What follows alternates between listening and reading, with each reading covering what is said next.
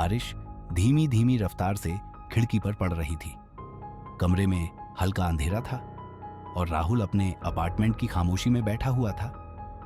पास ही पड़ी एक पुरानी डायरी ने उसकी नजर खींच ली। ये वही डायरी थी जो उसे हाल ही में अपने पिता के पुराने सामान में मिली थी। डायरी के पन्ने पीले हो चुके थे, लेकिन उस पर लिखे शब्द साफ थे। राहुल ने धीरे धीरे पन्ना पलटा। पहले ही पन्ने पर बड़े अक्षरों में लिखा था, क्या तुम्हें याद है? ये शब्द पढ़कर वह ठिठक गया। ये वही वाक्य था जो उसने पिछले कुछ दिनों से बार बार सपनों में सुना था। सपनों में एक आवाज लगातार उससे यह सवाल कर रही थी। उसने अपने मन को समझाया कि ये सिर्फ एक इत्तेफाक है, लेकिन तभी बिजली चमकी और एक तेज गड़गड़ाहट हुई।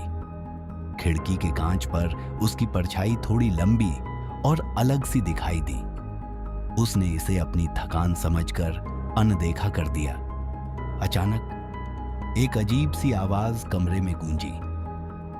यह आवाज धीमी थी, लेकिन राहुल के कानों में साफ सुनाई दी। उसने इधर उधर देखा, पर कुछ नहीं दिखा।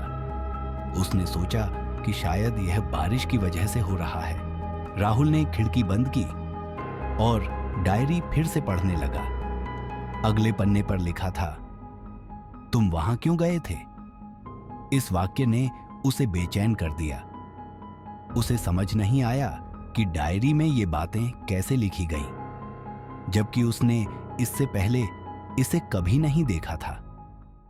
तभी उसकी नजर पास रखी मेज पर पड़ी। वहां कुछ बूंदें थीं, शायद पानी की। उसने खिड़की पर हाथ फेरा, लेकिन खिड़की पूरी तरह बंद थी। कमरे में बारिश का पानी कैसे आया? राहुल ने सोचा कि शायद वह ज्यादा सोच रहा है।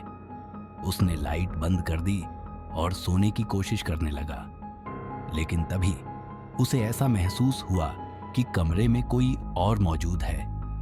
उसने धीरे धीरे आंखें खोली। उसकी दीवार पर परछाई थी, लेकिन ये परछाई उसकी खुद की नहीं लग रही थी। उसका दिल जोर से धड़कने लगा। उसने उठकर लाइट ऑन करनी चाहिए, लेकिन स्विच ने काम करना बंद कर दिया था। कमरे में घुप अंधेरा छा गया।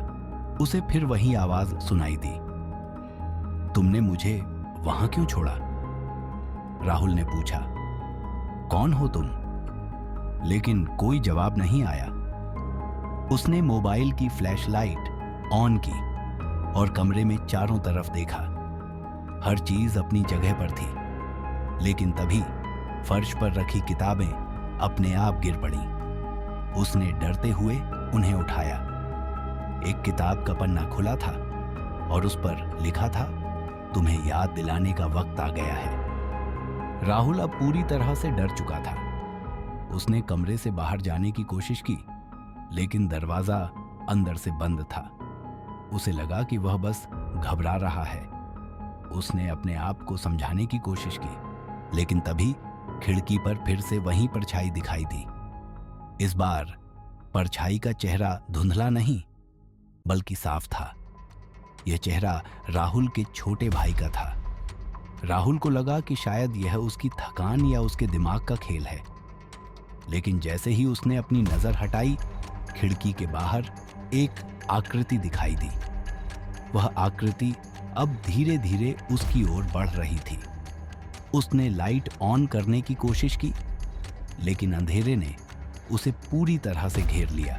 उसकी सांसें तेज हो रही थीं और तभी उसने अपने पैर के पास किसी ठोस चीज को महसूस किया।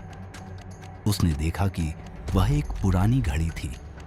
यह वही घड़ी थी जो उसने अपने भाई को उसकी आखिरी जन्मदिन पर गिफ्ट की थी। राहुल का सिर घूमने लगा। वह समझ नहीं पा रहा था कि यह सब सच है या उसका भ्रम। तभी एक तेज आवाज से पूरा कमरा गूंज उठा, तुम्हें मुझे वहां नहीं छोड़ना चाहिए था। राहुल चीख पड़ा। अंधेरा और गहराता गया और राहुल को ऐसा लगा जैसे उसका अतीत उसे फिर से अपनी गिरफ्त में लेने आ गया हो।